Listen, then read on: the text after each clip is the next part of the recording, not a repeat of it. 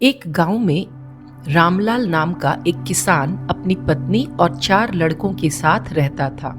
रामलाल खेतों में मेहनत करके अपने परिवार का पेट पालता था, लेकिन उसके चारों लड़के आलसी थे, जो गांव में वैसे ही इधर उधर घूमते रहते थे।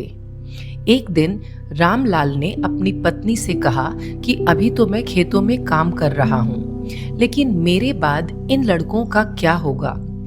इन्होंने तो कभी मेहनत भी नहीं करी, ये तो कभी खेत में भी नहीं गए।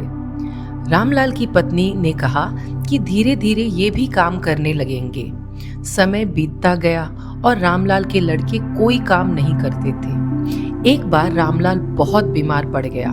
वह काफी दिनों तक बीमार ही रहा। उसने अपनी पत्नी को कहा कि वह चारों लड़कों को बुलाकर लाए। उसकी पत्नी चारों लड़कों को बुलाकर लाई। रामलाल ने कहा, लगता है कि अब मैं ज्यादा दिनों तक जिंदा नहीं रहूंगा। रामलाल को चिंता थी कि उसके जाने के बाद उसके बेटों का क्या होगा। इसलिए उसने कहा, बेटों, मैंने अपने जीवन में जो भी कुछ कमाया है वह खजाना अपने खेतों के नीचे दबा रखा है। मेरे बाद तुम उसमें से खजाना निकालकर आपस में बांट लेना। यह बात सुनकर चारों लड़के खुश हो गए।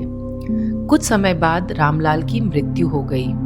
रामलाल की मृत्यु के कुछ दिनों बाद उसके लड़के खेत में दबा खजाना निकालने गए। उन्होंने सुबह से लेकर शाम तक सारा खेत खोद दिया, लेकिन उनको कोई भी खजाना नजर नहीं आया। लड़के घर आकर अपनी माँ से बोले, माँ, पिताजी ने हमें झूठ बोला था, उस खेत में हमें कोई खजाना नहीं मिला। उसकी माँ ने बताया कि तुम्हारे पिताजी ने जीवन में यही घर और यही खेत ही कमाया है, लेकिन अब तुमने खेत खोद ही दिया है तो उसमें बीज भी बो दो। इसके बाद लड़कों ने बीज बोए और माँ के कहे अनुसार उसमें पानी देते गए। कुछ समय बाद फसल पककर तैयार हो गया, जिसको बेचकर लड़कों को अच्छा मुनाफा हुआ, जिसे लेकर वह अपनी माँ के पास पहुंचे। माँ ने कहा कि तुम्हारा मेहनत ही असली खजाना है, यही तुम्हारे पिताजी तुमको समझाना चाहते थे।